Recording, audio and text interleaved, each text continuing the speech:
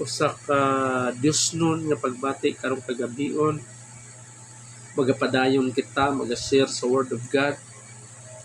Actually,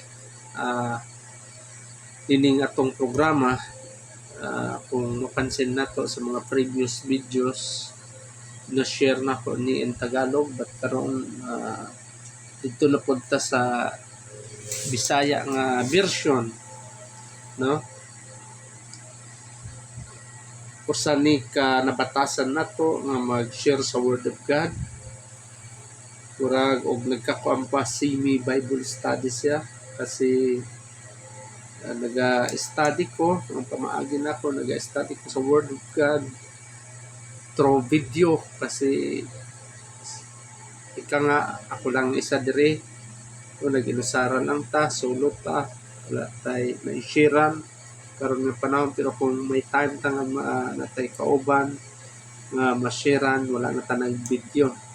But in this time, para ma-share na to, no, maihatod na to ang mayong balita o ang pulong sa Dios para makaabot na to sa mga kaigsuonan nato nga wala pa nakabalo, no, na pinaagi ni ining Biblia, no, kung sa tinuod lang, kung mususi kita sa kamatuoran, kung sa klase ng kamatuoran mong kana, basta kamatuoran, isa lang yun ang source ni ana, kundi ang Word of God, ang Biblia, no? Only the Bible ang mutug-an yun, tumpak ang kahulugan niya, muhatag o tinuod na definition, ilabi na karon ang atong pagasugutan mahitungod sa kinabuhi sa tao. Sa pangidaron nako karon, lampas na ko, no, sa lifespan sa usa ka tawo, kay lagi bisan sa Biblia nagahisgot siya na ang kinabuhi sa tao is only 70 years. So karon nasa 40 plus ta, lampas na. So tungod kay lampas ta sa atong pangidaron na sa lifespan, while na ako sa trabahoan ganiha, nagamuni-muni ko kasi na may time gyud nga 20 minutes makapahulay ta, no, merienda ba unsa ba diya. So napaisip-isip na ko, nangayo ko sa Balang Espiritu, sa Holy Spirit, nga nangangyo ko sa Ginoo, Lord, unsa may gusto nimo nga tun-an nako karon gabi, kay lagi every gabi usahay kadlawon ta naga tuuntan ni ani Word of God. So salamat sa Dios siya naga-reveal, no, nagahatag o nagpahibalo kanato through the power of the Holy Spirit nga paghisgutan karong gabi ang kinabuhi sa tao, no? Kasi usahay kita nga tao, dili man sala nga natay mga pangandoy sa atong kinabuhi, kailang usahay makalimtan na nato, no, kung unsa ang tumong o unsa ang kagustuhan sa Dios nga gusto mahitabo sa ato, kung unsa ang mission nato dinhi sa kalibutan. Dili pa nato totally nasabtan ang atong kinabuhi. What is our life, no?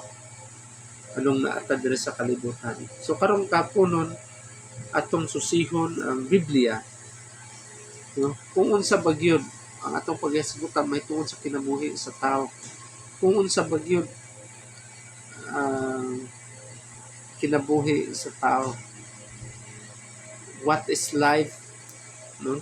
So diri nato susihon sa Biblia, kasi para sa ako, isip ko sa born again Christian, Biblia lamang ang makatubag ni ining tanan. Although may siyensya ta, but the Word of God, mo ni siya ang tungkad kung unsa mang kalalom ang maong pangutana. Ika nga sa kasabihan, bisag unsa kalalom ang tubig, taman rigid na sa hawak sa patong, maupod na siya. Bisag unsa kalalom ang pangutana,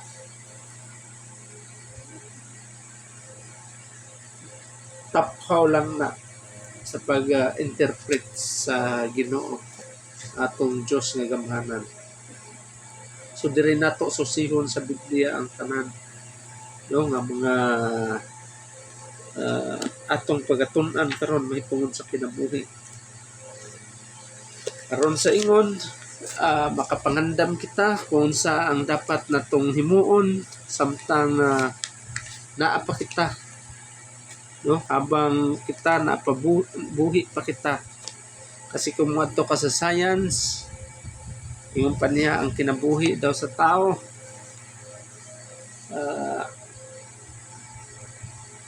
ang kinabuhi sa tao sama ra siya sa kanang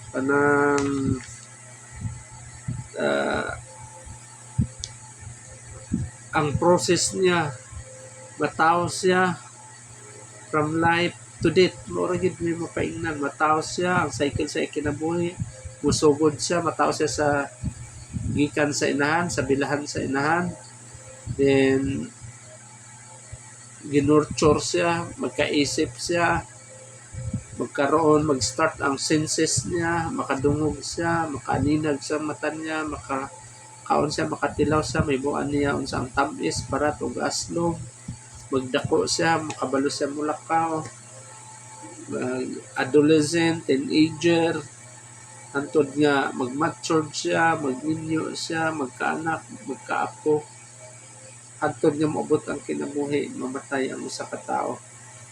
So hanggang dito ra gyud ang misyon. Siyensa ang nagasulti ni ana and even sa basic sa pagtulunan sa siyensa, mao gyud na siya ang itudlo kanato bisag to sa elementary pa ta, high school ta. So mao gyud na siya ang ginatudlo sa atong mga teachers una. But karon atong pagtudluan ang kinabuhi sa atong paghisgutan ang kinabuhi sa tao. Unsa ba gyud ang kinabuhi sa tao? What is life, kumbaga? So sa atong pagsusi, may nakasulat diri sa Biblia sa Book of Job. Gisgutan din ang kinabuhi sa tao. And then may mga pipilapod nga pangutana nganong ang tao daw gyud mamatay. Bisan sa mga classmate nako nakadungog ko ni ana ng mga pangutana nga bakit ang tao kailangan bagid mamatay ang tao. Tuod bisag ako makasulti ko sa akong kaugalingon, bakit kadtong wala pa ko diha kay Kristo nakapangutana ko ngayong ana ngano tuod ang tao kailangan mong gyud mamatay ang tao. So mga igsoon, karong kagabhion, pagatun-an na to ang kinabuhi sa tao. Biblia ang magatubag ni ana, pinaagi sa gahom sa balang espiritu, ginapangayo nato nga siya ang magatultol kanato aron sa ingon nga masabtan nato ni dili tawhanon nga pagsabot but kinigikan sa Ginoo kung unsa ang buot ipahibalo sa Dios din kanato kung unsa ang kinabuhi sa tao. Kay aron sa ingon lagi kung kinsa man ang wala pa kabalo sa iyang kinabuhi kung unsa ang iyang mission diri sa kalibutan, so mao ni siya ang panahon para masuta nato kung unsa ang katuyuan nato din sa kalibutan. Kay basig akala nato nagapatuyang na lang ta magapatuyang na lang ta kasi aron i-enjoy ang kinabuhi nato din sa kalibutan. So dinhi sa libro ni Job gisgutan dinhi ang kinabuhi sa tao. May mga comparison. So sa atong pagsugod sa libro ni Job, kapitulo 14, mga bersikulo 1, pilion nato ang mga interpretasyon hantod sa verse 14. Ingon pa niya dinhi, sa verse 1 anto, sa una, yung pa niya, ang kinabuhi sa tao, mubo ug puno sa kasamok, tutubo kini daw bulaklak, nga dali rang malarag, ug unya mahanaw lang daw anino. Hallelujah. Verse 13, tutukan mo ba ako? Ay, dali. Verse 5, sorry. Verse 4, walay butang nga limpyo, nga mapaabot gikan sa butang nga hugaw. Verse 5, ang gitas-on sa kinabuhi sa tao, daan ng gilatid. Bisan ang gidaghanon sa iyang mga bulan, gitakda mo na ang gitas-on ini, o Dios. Ug dili na gayon kini mo usab. Hallelujah. Verse 7, ang kahoy human kini putla, may paglaom pa nga man nalingsing ug mabuhi. Bisan paggulang na ang gamot ug daw patay na ang tuod niini, musalingsing gihapon kini kun hitubigan ug unya mananga, daw kahoy nga linghod pa. Apan, verse 10, apan ang tao kamatay niya, mao kana ang iyang katapusan, ug dili mo na siya igkita. Verse 14, may pangtana siya. Kung mamatay ang tao, mabuhi pa siya. Hallelujah. Praise God. Dalaygon ang buhi ng Diyos, mga igsoon. So din sa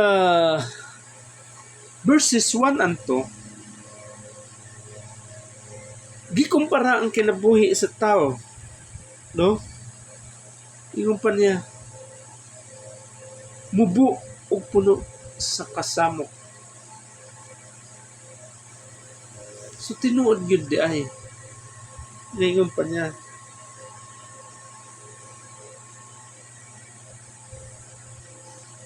namubo ang kinabuhi sa tao. Ingon pa niya sa sa Book of James, chapter 4, verse 14, sa ingon dito, ingon niya, what is your life? Unsa ba gyud ang imong kinabuhi? Unsa ba gyud ang imong kinabuhi? Ang imong kinabuhi sama lamang sa usa ka gabon na asya makadiyot ug unya mahanaw. Your life is like a mist that appears for a while and then vanishes. So example, no, gikumpara ang atong kinabuhi nga sama ra siya sa mist, sama ra siya sa aso. Unsa ba ang mist nga igsoon nga gisulti ko sa English? Kung mulungag ka, pag-abli nimo sa kaldero kay nagbukal siya o paghubas na niya, naay aso nga mo gawas mo na siya may igsoon. Hindi ba pag mugawas ang usa ka aso, ang singaw niya, dili ba segundo lang siya? So ana gikumpara sa verse 1 sa Job nga ang kinabuhi sa tao is like a mist that appears for a while and then vanishes. Yung pa niya, mubo og puno sa kasamok, mutubo kini daw bulak, kadali rang malarag, ug unya mga hanaw daw lang anino. Ang Psalm 90 verse, I think in verse 10, naghisgot siya. Ingon pa niya,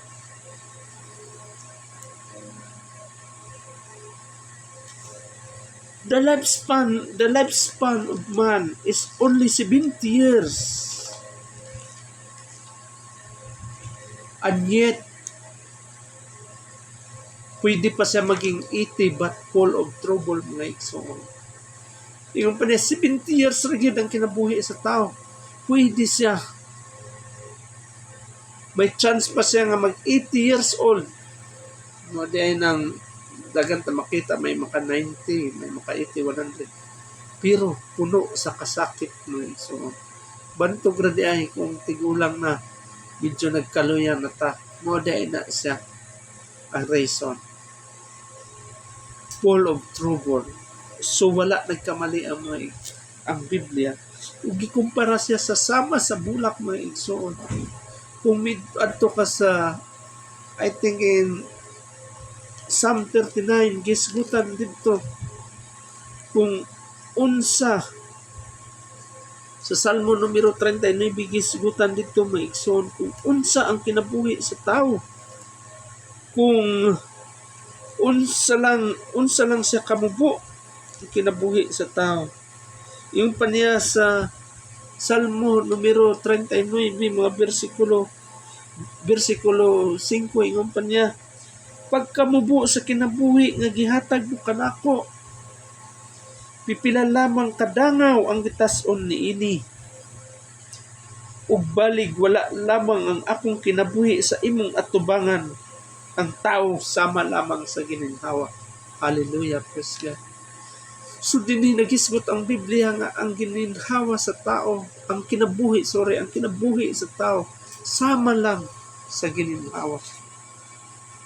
Kung sa verse 2 nagisgot siya, sa bersikulo 2 nga bersikulo naghisgot siya, nasama siya sa bulak nga malaw siya udto, pero diri sa Psalm 39 nagisgot siya, pipila lamang kadangaw, ug nagsulti pa siya nga sama lamang gayud sa gininhawa.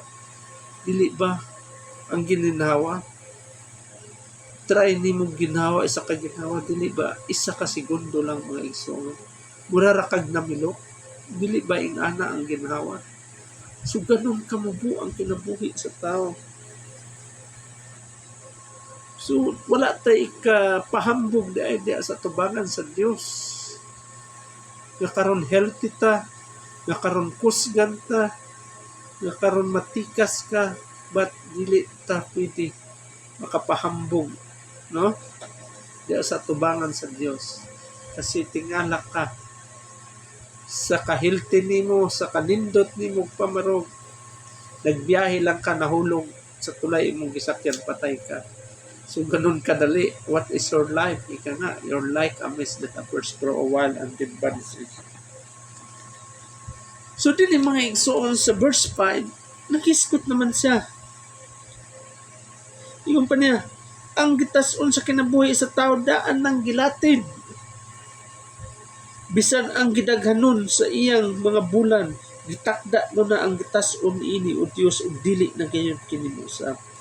So diri nagisgot nga ang kinabuhi sa tao, nakaprogram na, daan ng gilatid, determine ang kinabuhi sa tao. Bisan ang gidaghanon sa iyang mga bulan, kahit tuig pa na siya,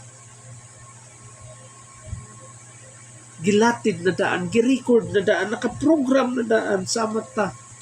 Sa usa ka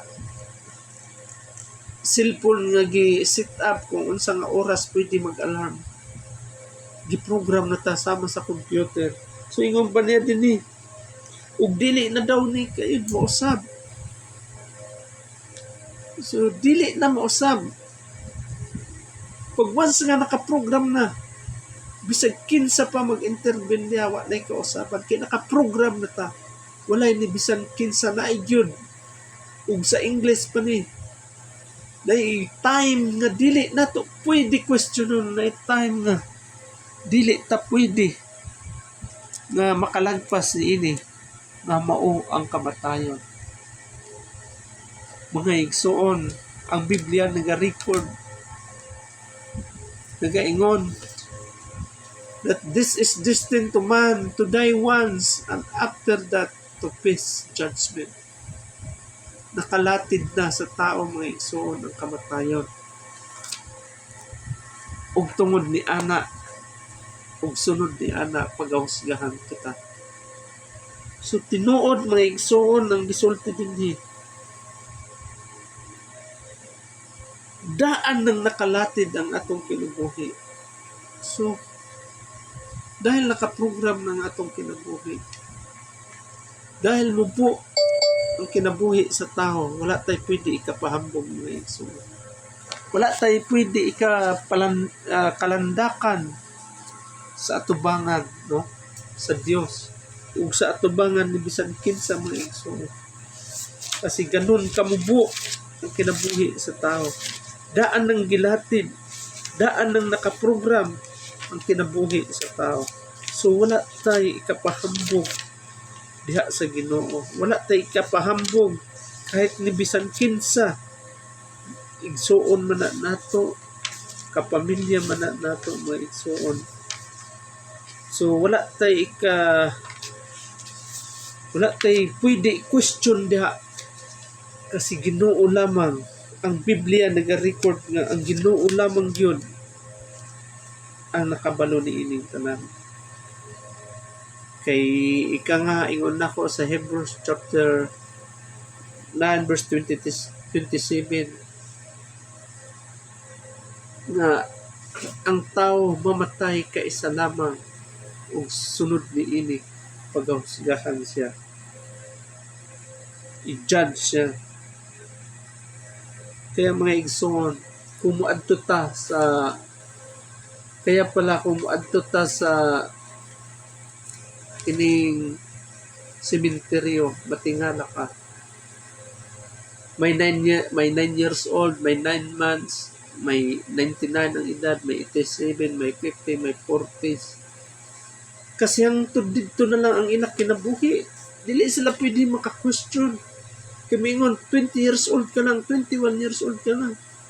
Although ang kamatayon niya gipaagi sa disgrasya, but hanggang dito na lang sa munang habang naapata sa ato pa, habang naapata dira sa kalibutan, dili nato pwede sayangon ang atong kinabuhi. Dili nato pwede usikan ang atong kinabuhi. Mana ako nakaingon ko, kung ako nag-edad ko is 46 or 45 or 47 or 48 ang ako edad, sobra na sa lifespan, no? Na 70 years old ang gihatag sa Dios. But salamat sa Dios mga igsoon. Kay na ako'y chance pa. Natagang kong chance. No, nga nailhan nako si Jesucristo nga akong Dios ug manluluwas. Gipangayuan nako kapasayloan, ug gidawat nako si Jesucristo nga akong Dios ug manluluwas. So nagapasalamat ko kung nabasura nako ang ako edad nga 20 o 30 years or 35 years, kung nabasura nako na ang akong edad. Salamat sa dili pa ulahi ang tanan, nailhan nako ang Ginoo. Hallelujah. Praise God. So unsa ingon sa Psalm 139, may gisulti siya. Psalm 139. Unsa ingon niya? Sa Salmo 139, dili nato basahon sa Bisaya para masabtan nato. Unsa ingon niya? May gisulti siya. 39 verse 16. Sa ingon niya, nakita mo na ako bisan sa wala pa ako mahimugso. Ang tagal sa panahon alang kanako nasulat na sa imong basahon bisan sa wala pa kini magsugod. Hallelujah. Dalaygon ang Dios. Wala pa ta na tao mga igsoon, nakaprogram na ta. Dili pinaagi sa tambal, dili pinaagi sa pagkakwartahan nato, sa kaya nato mapalit. Mo na'y makapadugay. Although kung may mga magwapo ta, magnindot tabat, dili na siya assurance mga igsoon. Aron nga moabot tag 200 years, kundi ang Ginoo lamang gayon ang nakabalo ni ining tanan. Hallelujah. Praise God. So din ni mga igsoon, sa verses 10, gingon din ni, ang kahoy human kiniputla,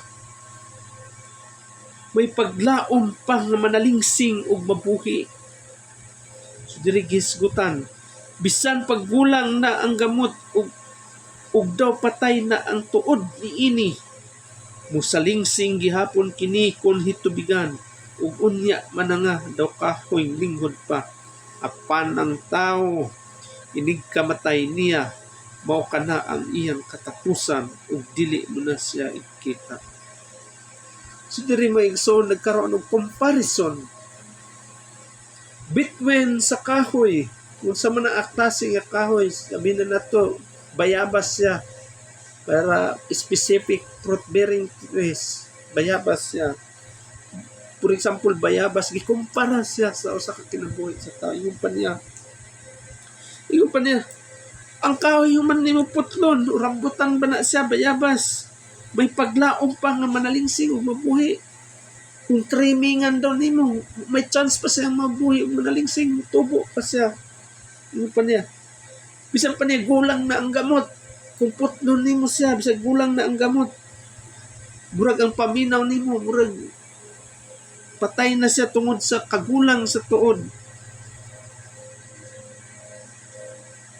Apan kung hitubigan, ingon niya kung at alimahon nimo, bisbisan nimo, pausukan nimo, mananga kini, ug sama gihapon sa lingkod mo balik ang pagkanindot niya. Motoy ingon niya, motoy gisulti sa Biblia, no? Record sa Biblia. Sa verse 10, ingon niya, apan ang tao inig kamatay niya, mapana ang iyang katapusan ug dili mo na siya ikita. Maayo pa ang kwan. Manalingsing pa kung i-trimingan nimo. Bisag giupaw na nimo siya, pag alagaan nimo siya, bisbisan nimo siya. Tinuod na mo igsoon kasi ako naka-experience ko, nagtanong ni patay na, totally patay na ang bayabas. Ingon ako, pangbunutong ko na lang, panangganon ako kay patay na. But ingon sa wife na ko, yung sa asawa na ko, dili dad. Kasi okay pa na siya.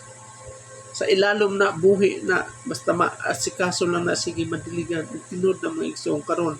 Namunga na siya. Kanang guava apple, dako kayo. Nag-enjoy me, nag-harvest mag-asawa. No? Tapos wala pa naman niaging abono, spray. Nindot pa kayo.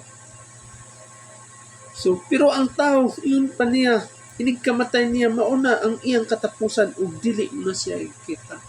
So, tinuod na mga igsoon.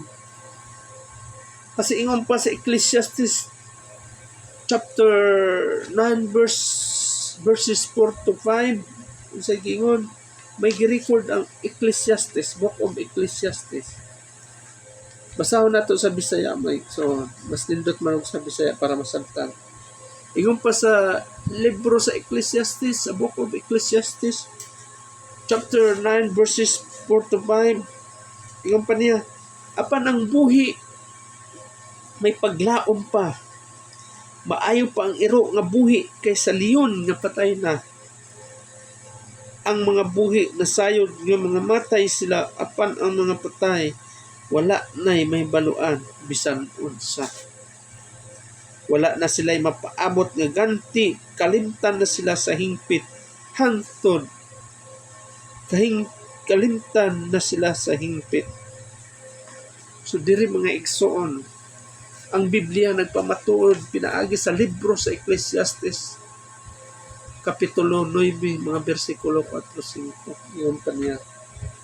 May pa daw ang iro nga buhi kaysa leon nga patay na. Ngano man, bisang pagpresidente siya kung patay na, bisag hari pa siya kung patay na, bisag inilap pa siya kung patay na, useless. Ngano man, kasi di na siya kasulti. Wala na sila may bawaan. Hantod dito na lang iya kinabuhi. Katapusan na niya. Wala na siya chance. Dili siya pare sa tanong nga na may chance ang tao. Wala na. Dili na siya makaingon og sorry sa iyang parents or sorry sa iyang mga anak, sorry sa iyang asawa, both husband o vice versa, maging husband man na, maging wife. So, mga kuan, hindi siya makapangayog pa sa ilo. Wala na. Dili na niya madawat. Dili na siya kaingon, Lord, pasaylo ako, gidawat ko ikaw ng Diyos manluluwas. So, cut off na dito mga igsoon. Biblia, yun pa niya, may pa ang iro kaysa leon niya patay na. May pa ang dili inila ang kabos kaysa adunahan kung patay na. Kasi wala na siya ganti. Hantod dito na lang ta. So, din sa verse 14, sa kapitulo 14, may pangutana sa first part. Ingon niya, kung mamatay ang tao, mabuhi ba siya? Kung ikaw ako pangutanon mga igsoon, kung mamatay ang tao, mabuhi ba? Pag-usap. kung kita mamatay, mabuhi pa ba ta? Pag-usap. Sa physical, dili. But dito ta sa sulti sa Biblia, sa spiritual na bahay. Kung sa English pa ingon pa na, if someone dies, will they live again? Yes, mga igsoon. Sa Book of John, sa chapter 11, verse 25, nagisgot siya. Kinsa nagatao,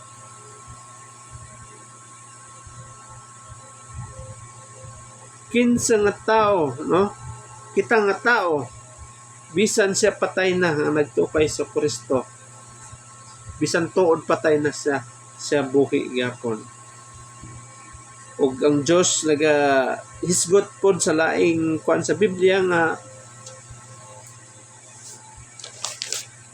pag-abot sa panahon, no? Pagbalik ni Kristo, buhion una ang mga namatay di kay Kristo ug banhawon sila mga igsoon. But para klaro nga tubag mga igsoon, ato ni siya tubagon base ra pod sa gisulti sa Biblia, no? Aron sa ingon nga hanay ang atong pag-explain mahitungod niini, no? About sa kinabuhi sa tao. So dinhi kasi gingon man sa 2 Corinthians chapter 5 verse 10 na we must all appear before the judgment seat of Christ. Buhion tanan ang mga patay na namatay di kay Kristo, mabuhi na siya ug pagasakgahon ug pagabanhaw ni Kristo. But ang explanation ng ani mga igsoon para klaro gyud masabtan nato. Ang tao lang dili hayon, composed of body, soul, and spirit. Ang hayop, body lang na siya. Body mean physical o espiritu kasi may kinabuhi. So, sa ning body? Kining body, mao ni siya ang lawas na to, physical. A physical and material aspect sa usa ka tawo or a person. Ikadua, tawag nga dito sa espiritu. Unsa nang spirit? Kining espiritu, mao ni siya ang mubalik ngadto sa Dios sa panahon nga gitayhupan sa Dios, no? Gibuhi si Adan ug si Eva ang lalaki o babae, sama sa gisulat sa Book of Genesis chapter 1 verse 27, no? Katagan og kinabuhi ang kanya, ginhawa siya, became a living soul ug nabuhi sila. Ang kalag karon, so ang kalag na to, mo ni siya ang eternal part of a person that continues beyond physical death, no? Yan ang explanation. Ako nakita ko ninyo physically, mo ni ako naong, but ang tingog nga nadunggan ninyo, mo na siya ang kalag. Kung suntukon ko diri, maglagom ko, physically nakita ninyo may lagom, but ang nakaramdam og sakit, mao ang kalag. Sumuna siya ang kalag. Mao na ang tao composed of body, soul, and spirit. Ang physical nga lawas na to, mao to siya ang ilubong mga igsoon. So kung mamatay ta, mag-enjoy ang mga wati, balik ta sa alikabok. Back to zero gyud ta. Kung asa nagikan atong kaninunuan, mopod ng atong balikan. Wala ta. Kanang gi-enjoy nato mga sakyanan, kanang mga gina-enjoy sa mga tao nga sige rag away-away sa Senado, sa Congress, mga flood control, billion niya pinag-uusapan. Kahit maangkin man nila matrilyon na yan, wala, totally wala na. No? Dili nila. Sumatotal, dili na to madala sa kalibutan. Lawas rin na to ang balik sa iyo, takot-kuton na siya, uluron na siya, balik sa likabo. Pwede na tayo mo og pataba. But wala naghuman dito kasi naatay kalag. Ang kalag nato mo na karon ang maka-experience sa kinabuhi nga walay katapusan. Kaso lang mga igsoon, duha ka klase ang kinabuhi nga walay katapusan. Dili lang isa ka direction but duha. Langit ug impierno. Duha ha, langit ug impierno.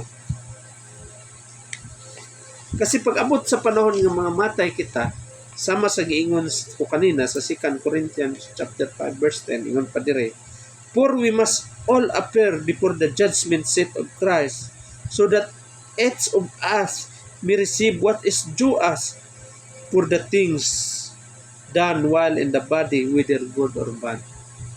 Kita karon ang paghusgahan, ang kalag nato karon kay mao na siya karon muharap sa hurados atubangan sa Dios. Muna siya ang i-judge whether langit o impierno. Sama sa giingon sa Revelation chapter 20 verse 12, no? Usay giingon, basahon nako diri sa Bisaya para masabtan nato. May gihis kuan sa Pinadayag kapitulo 20. Unsa bay giingon niya? Ingon niya,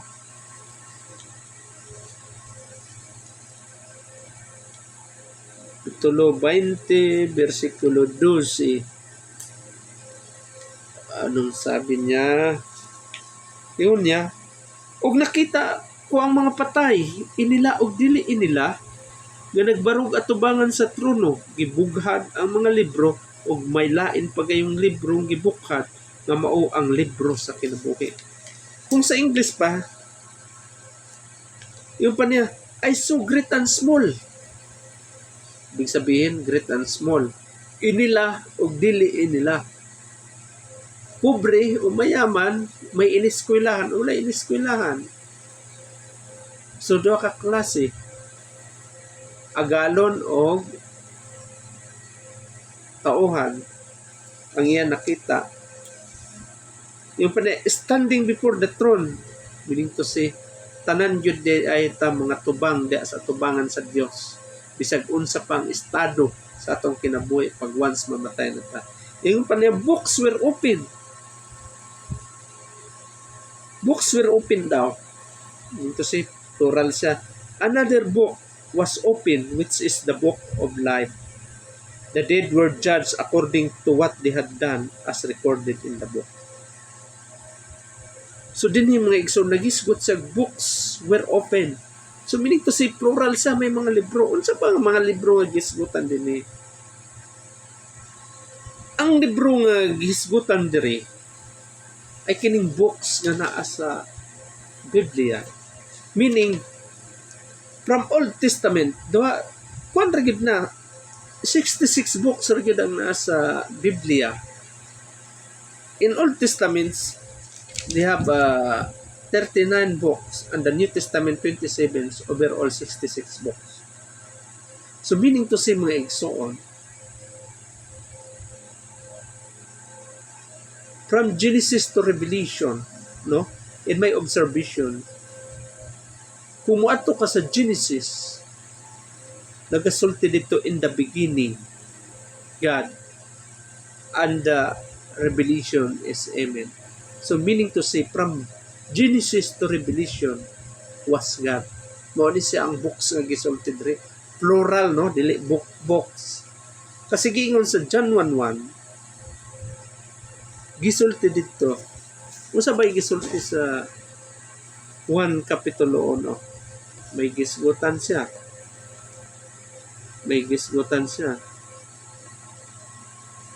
Sa 1 kapitulo 1, mag-gisgot siya. So wala pa'y nabuhat, bisan unsa, ang pulong diha na, ang pulong uban sa Dios ug ang pulong Dios. So meaning to say, the Word was God. So maon ni siya from Genesis to Revelation. So sa Ginoo gid na gikan. So diri mga igsoon, pag ginaablihan, no? Then, another book was opened, which is the book of life. Muna ang critical. Itong ganiha, gisgutan ang mga libro from Genesis. Kung pila ka bersikulo ang nahibalaan nato parte sa Ginoo.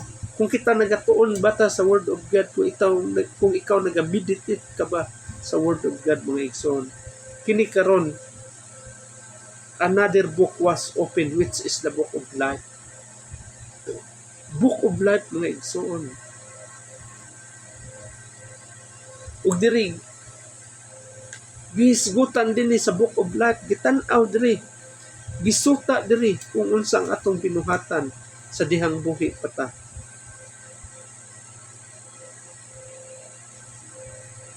Ingon pa niya, anyone whose name was not found written in the book of life was thrown into the lake of fire.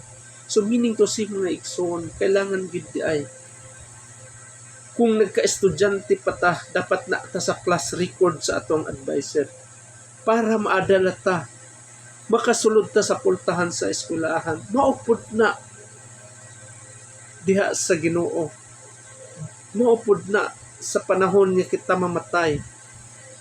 Kailangan naka-record ta sa book of life aron makaadto tag langit, natay assurance makaadto langit. Maupod na kung sa military pa, sa pulis pa, dapat naa ka sa roster of troops para magpatunay nga legit ka na membro sa military o sa pulis.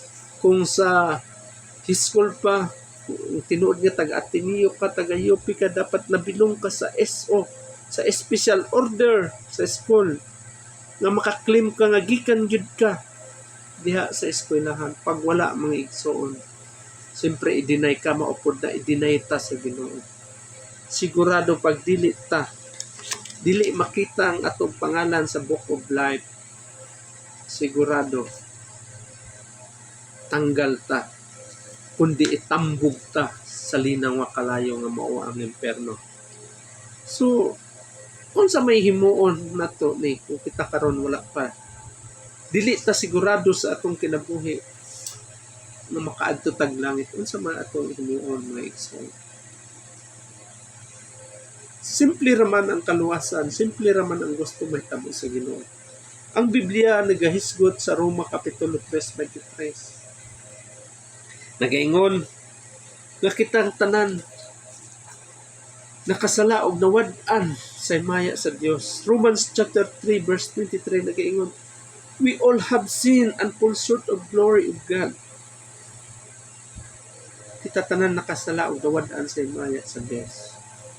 So tungod kay kita makasasala, simple lang, mangayag tagkapasayloan sa Dios sa tanan natong mga sala nga nadumduman nato. Pangayo igid nagpasaylo sa Ginoo. Nakapangawat ka na kay naloko mo, uyab man na unsa nga napahilak mo pangayo ipasaylo, o pangayo po pasaylo sa tao nga diin ka nakasala.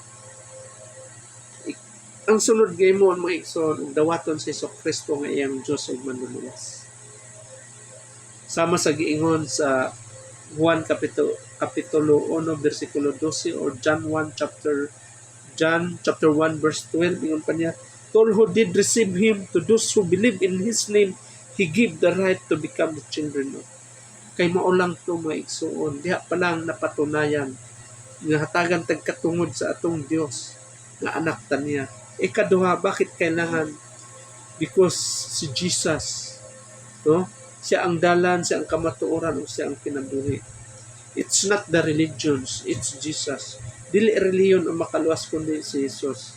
Siya lamang, pinaagi kay Hesus Kristo, makaadto ta sa langit, makaadto ta sa amahan. Ug sunod, mga igsoon, kailangan ma-born again ta. Tungod kay gidawat na nato si Hesus Kristo, kailangan born again ta. So what is born again?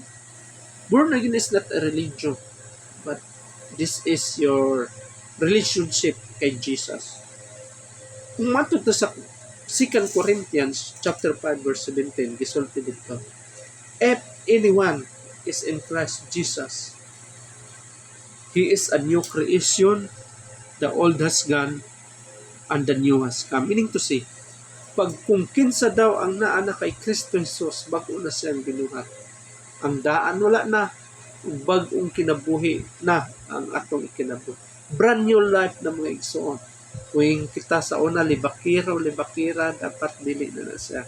Kung kita sa una nagapangbulit ta, dapat wala na nato na nagapangawat, bisa madako magamay nga sala mga igsoon. Wala na nato na sa kung pwede lang mga igsoon, kung tininuod. Kasi dili man na ikaw lang makapuasan, kundi pangayoon na to sa Ginoo. Ang balaang espiritu mga ubang kanat. Sugal, biyaan, sabong, nagapang babae pa, tanan mga kahilangan, tanggalon natin na. Then we fix our mind on the things above. Tutok ta kay Kristo Jesus. So muna siya mga igsoon ang born again nga kinabuhi. Ang born again meaning to say spiritual rebirth, spiritual transformation, walang kinalaman ng reliyon. Then ingon pa sa John, mao pa lang to, kailangan ta ma-born again kay ingon sa 1 John chapter 3 sa John chapter 3 verse 3, makakita ta sa gingharian sa Dios pag ma-born again ta. Then ikaduha,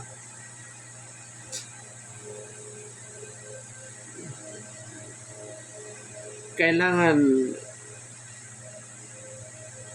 ingon pa niya sa John chapter 3 verse 5, ingon pa niya, cannot enter the kingdom of God unless they are born of water and spirit. So, unsa ni siya para makaadto ta sa gingharian sa Dios. Aron maluwas ta. Born of water and spirit. Minito si mga kapatid, magpahugas ta. Born of water and spirit. Unsa maghugas sa ato? Word of God. I-meditate nato ni adlaw-adlaw na ingani pala ang kinabuhi sa tao. Ganito pala mamuhay. Ingani di ay dapat ng akong ikinabuhi. Kasi diri lang sa Biblia, sa Word of God, dili lang kamatuoran.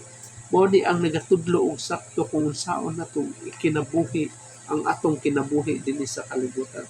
Aron unya pagbalik ni Kristo kita andam no sa iyang pagbalik nga walay mansa, walay kumot. Meaning to say, gugma ang atong ipatigbabaw sa atong kasing-kasing. No?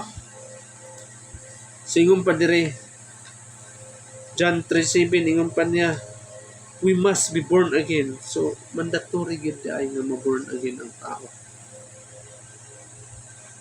So, mga igsoon, kailangan gid ay ma-born again ta. Una, ang prerequisite, mandatory yun din ma-born again ang tao. Una, born again is not a religion but your relationship to Jesus. Kung ngayon tagkapasayloan sa atong mga sala, dawaton si Kristo nga atong Diyos og manluluwas. Ma-born again ta, sama sa igingon sa ikaduhang Korinto, kapitulo 5, versikulo 17. Nga pag naanata kay Kristo ang daan nga kinabuhi, wala na bag-ong kinabuhi na, brand new life na, no? Then kailangan mag-meditate ta dahil tininuod ng ato ang mag-meditate ta, magbasa tag Biblia adlaw gabi sa panahon adlaw kasi man pamaagi nga naga-ubita, worship ta sa Ginoo. Then kailangan yun mao gid ang dapat ikinabuhi nato habang kita nagapaabot kay Kristo sa iyang pagbalik. Daghang salamat, almost 1 hour nga message. Nagapasalamat ko nga daghan na punta nakatunan, daghan tanaybuan may tungod sa kinabuhi sa tao. Mga igsoon, kung kini mensahe para nimo, kung ikaw ang nakadungog niini karon ang kaluwasan, if you hear this voice, today is the salvation, mga igsoon. Mangayo tagkapasayloan sa Dios kay kita tanan makasala ug dawaton si Jesus nga atong Dios ug magluwas. Amen. Purihin ang Dios na buhay.